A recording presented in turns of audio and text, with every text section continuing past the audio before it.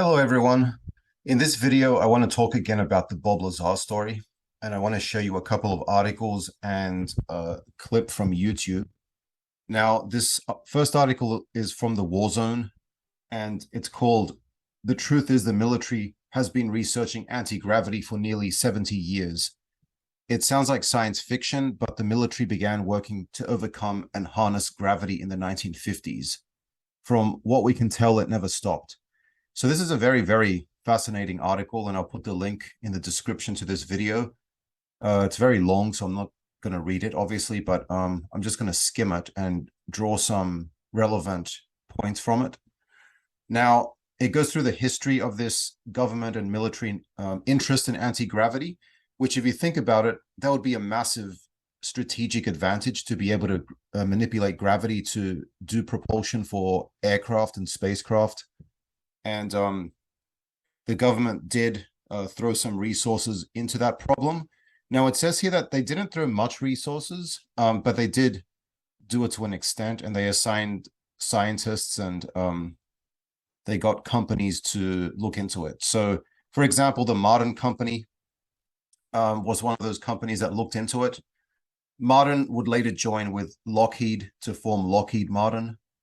But other companies involved included Boeing, Sikorsky, Learjet, and others.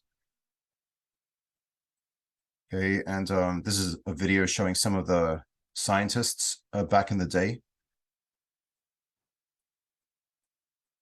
This is a newspaper clipping from 1955. And it says here, "Conquest of Gravity, aim of top scientists in US." So there it says that these guys come from the Convair division of General Dynamics, which was apparently another company involved. Okay, so various companies involved and various scientists.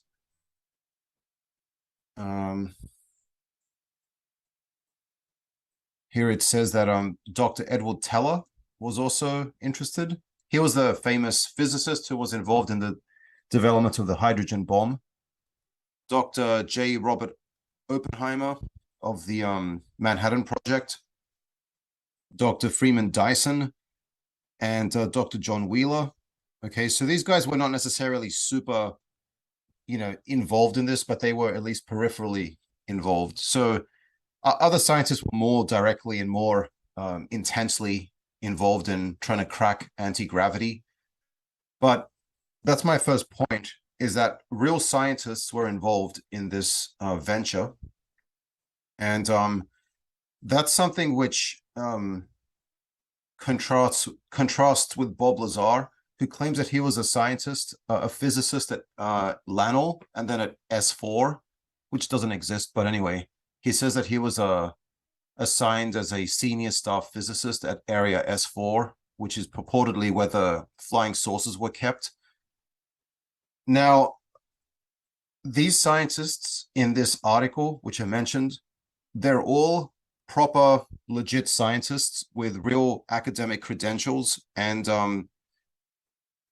they're not brothel investors or anything like that. So this shows that the government did have an interest in this field, and they did assign real scientists to the problem. Okay, and so that makes you think, like, why would they assign Bob Lazar, a guy with a penchant for tall stories and brothel investment and drawing attention to himself?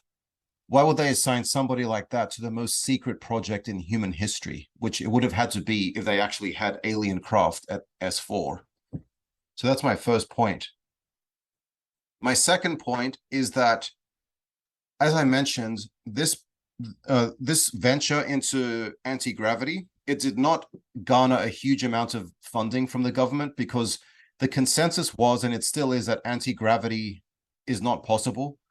But it was enough of a lure for the government because of the potential strategic benefits of it. Like, if you could propel spacecraft and aircraft with anti-gravity propulsion, that would be a huge advantage over the Soviet Union or any other strategic rival. So it was one of those low probability of success, but potential very high payoff type of things. Okay. Now, what Lazar is saying is that the government actually did have or does have anti-gravity technology in the form of the alien spacecraft, right? So it's not just that they were doing some theoretical studies like this article shows, but that they were actually in possession of actual anti-gravity. And yet, the way that Lazar describes the operation at S4, he describes it as very kind of incompetent and very like a shoestring budget type of operation, right? Not much funding at all, not many people assigned to it, which again, this doesn't make any sense. If suddenly the government had possession of anti-gravity tech, that would be huge for them, right? And they would assign resources to it on the order of the Manhattan Project for sure, because the benefits would just be too huge to ignore. So that's another thing that doesn't make sense in the Lazar story. Now you have to understand that anti-gravity is not just a gimmick. Okay, it would be a strategic weapon and a strategic asset. First of all, for the military applications, and for the surveillance, reconnaissance applications of it, for space travel, you know, for propelling military platforms, and also for energy production. Okay, it would change everything. So to think that they would have 9 flying saucers using anti-gravity technology, and yet they barely fund it at all to try to crack it, just doesn't make any sense. Now, the article mentions that the research that was done was theoretical research. Okay, they were trying to understand and come to grips with what it would take to actually manipulate gravity. And there's no evidence that any of this stuff actually resulted in any anti-gravity propulsion system. Although, of course, you know, a lot of this stuff is classified, so we wouldn't know, even if they did, necessarily that they'd succeeded. But there's no concrete, demonstrable evidence that they ever succeeded in cracking that problem. Now, there are some papers that the article mentions, and you can click on them. So in this paragraph, it mentions a few. The one that caught my eye was this one, measurements of, sorry, not that one. Oh, I thought I saw it. Hang on.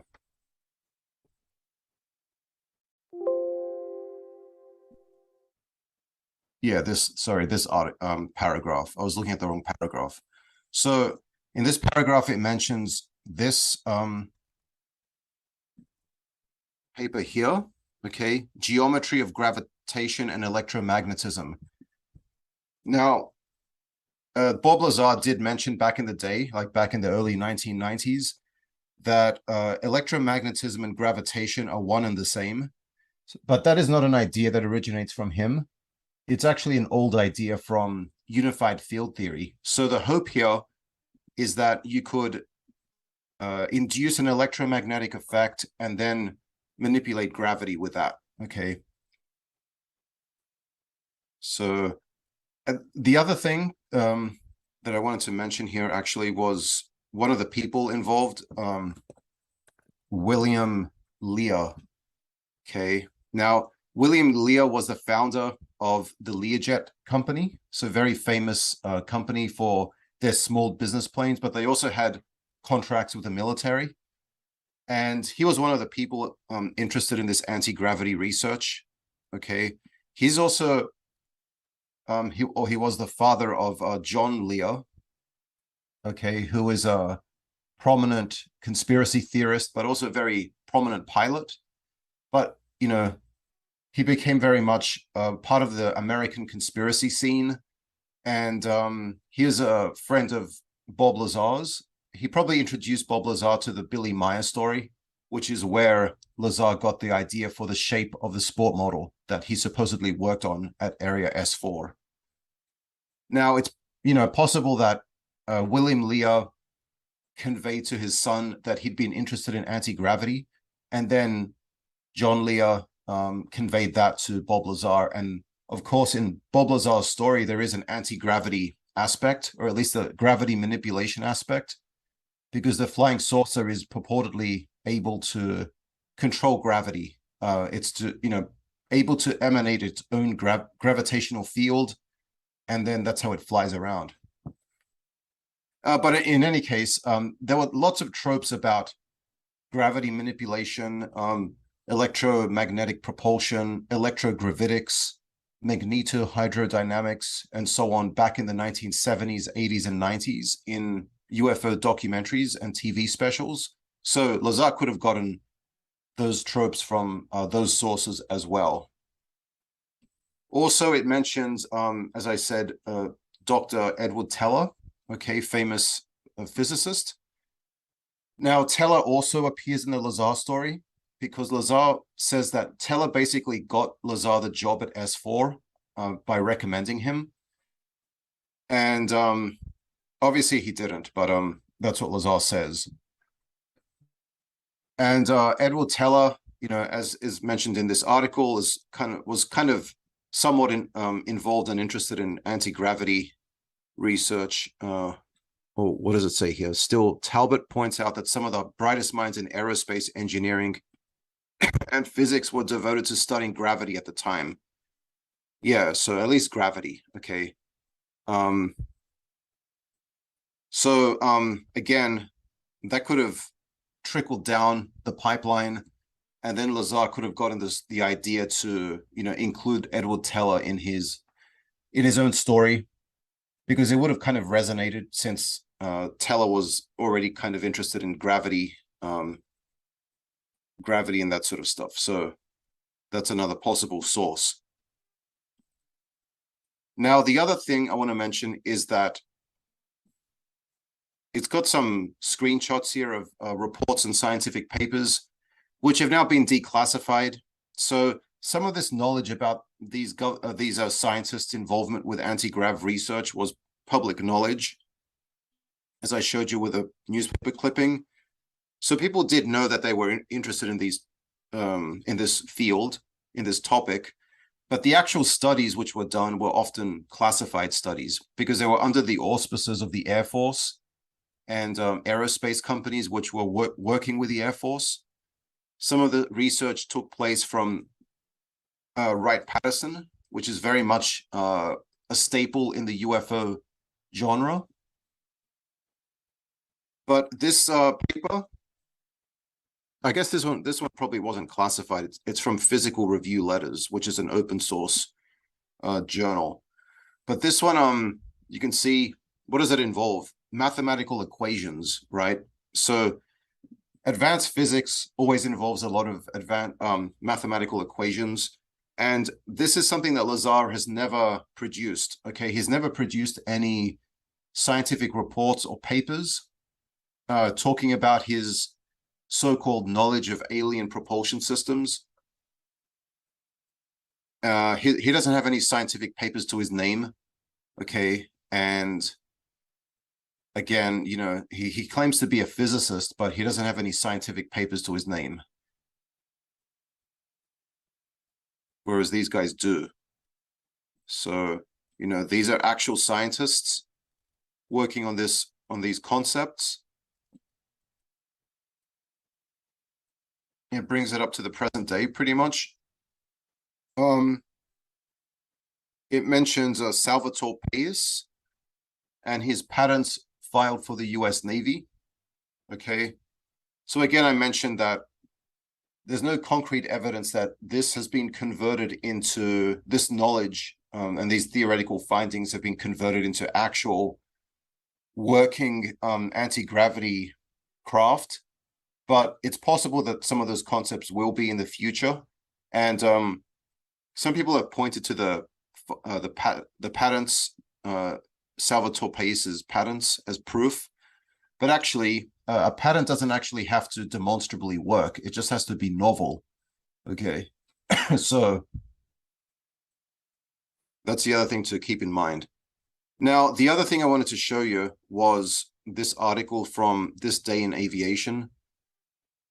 This is mentioning the maiden flight of the F-117 stealth aircraft. This is 18th of June, 1981. That's when the maiden flight took place. The pilot was Hal Farley, right? He had been working, there he is in front of the black jet. This is the initial pastel camo paint job that they gave it, but then of course it would assume the sinister, black paint. Now, Mr. Farley, he was a former US naval aviator who spent 8 years testing F-14 fighters for Grumman before going to work at Lockheed, the skunk works at Lockheed. Okay, so he was a very accomplished pilot and development guy. He'd been working on the F-14 Tomcat's head-up display with an engineer at Grumman.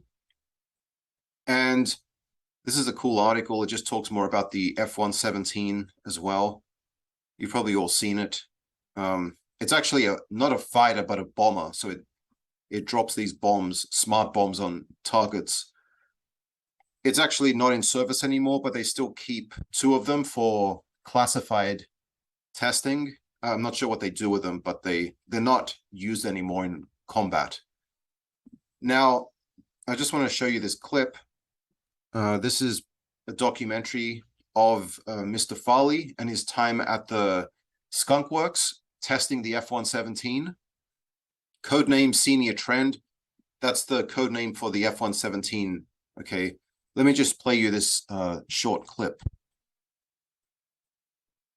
It took about 3 months to get a clearance. I had a secret clearance from Grumman, but this was secret, special access required, which is a couple of levels above secret to be able to access the program. So I was placed in the penalty box, they called it, until the clearance came through. And then when it came through, they then could introduce me to what it was we were going to fly. And I remember Alan Brown was one of the senior engineers, and he took me into a room, and the drawings were up on the wall, regular blueprint drawings, and he said, "What do you think of that?" And as you know, it's a very unusual looking airplane, and it's very highly swept angles. And my first thought was the darn thing must be a reentry vehicle. It had to be something like that. And then he explained it to me what it was for, that it was to evade radar. And I really didn't pick up on how important that was at the time. I thought that was okay. Good, it's to evade radar. How well does it fly? Is it a real fighter? Can we shoot things down with it? What a pilot wants to do is. So very, very cool interview and documentary. I recommend watching it, and I'll put the link to it. Now, the interesting thing for us, though, is at the start of that segment, he mentioned that it took him 3 months to get his security clearance to be able to work on the F-117. Even though he already had a secret clearance from Grumman, he needed a higher clearance to get to the F-117. Now, Bob Lazar says that when he worked at S4, it took him only about 1 or 2 weeks to get his clearance from the interview he did with EG&G. And then shortly thereafter, they gave him the clearance. Now, that just doesn't happen.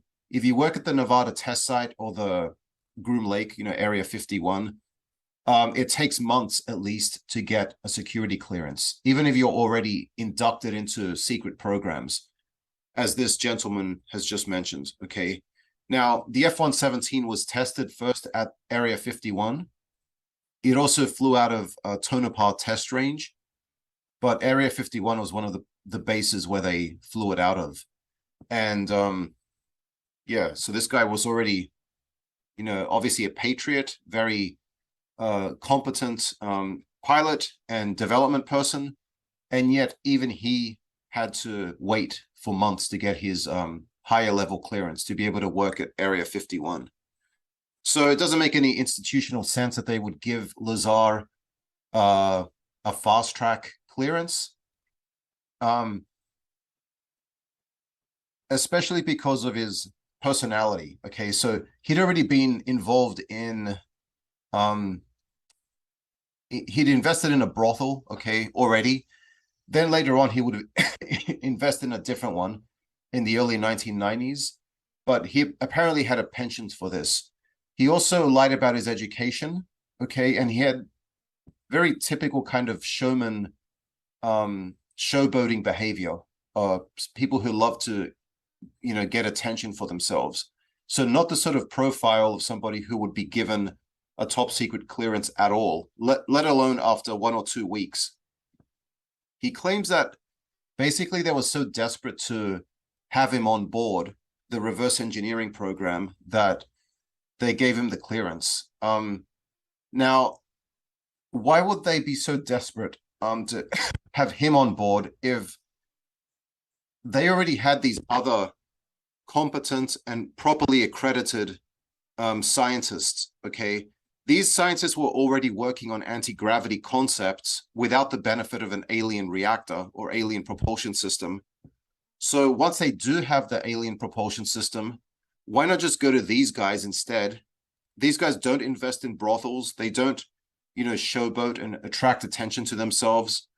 They're already properly inducted into the national security state and the military-industrial complex, right? And there's many of them, okay? Many scientists who were eager to make a contribution to science and to their country. Many of these scientists were actually, initially, they were not very optimistic about the chances of success for anti-gravity, but they thought, I'll give it a go. I'll give it my best shot. Other scientists were somewhat more optimistic about the chances of success. Okay, so, but in any case, there were plenty of scientists willing to at least tackle the problem. And, how much better would it have been for them to actually have the technology at hand to be able to reverse engineer it? You don't go to some guy who, like Lazar, who he says that he has a master's degree from MIT on magnetohydrodynamics, which incidentally was an alien UFO themed topic because it was doing the rounds in the 1970s in TV specials. Lazar has no proof of that master's degree, okay? And so in other words, he's just showboating and clout chasing with a topic because he knows that it's going to gain traction within the UFO crowd. So that's why he says that he's got an MIT master's degree on that topic. So that already shows showboating behavior, not the sort of behavior you want in classified projects. Again, Lazar says that the project at S4 was being very incompetently run. Nobody knew what they were doing, and there was basically very little funding for it. And yet, they were desperate to have him on board. So, I mean, nothing makes sense about his story. So anyway, those are some further reasons to not believe Lazar's story. Thank you.